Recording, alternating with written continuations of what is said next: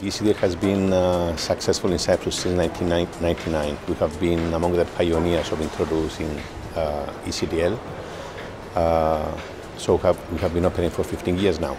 And we have just recently also launched the new ECDL, the profile and the standard, which have also very well received by test centers, the government, the private companies as well.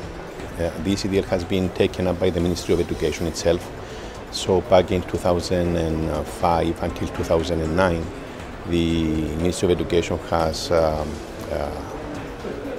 offered ECDL to the teachers of secondary education. So we had to train and certify teachers of secondary education of the standard of the ECDL. So this fact has introduced massively information technology in schools. It has upgraded the skills of the teachers so that they can also use technology and computing and the new applications for creating content, so that they can introduce this content to their students.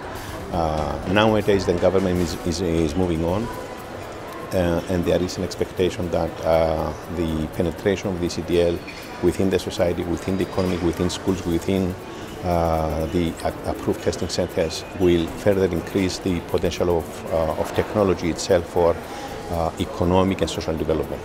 But the important thing is to make sure that technology is exploited timely. Now is the time for social media, so social media should be exploited for collaborating among the people, both socially but also professionally and especially at the workplace. Exploiting technology at the workplace will bring economic stability, economic growth and competitiveness to the Serbian nation.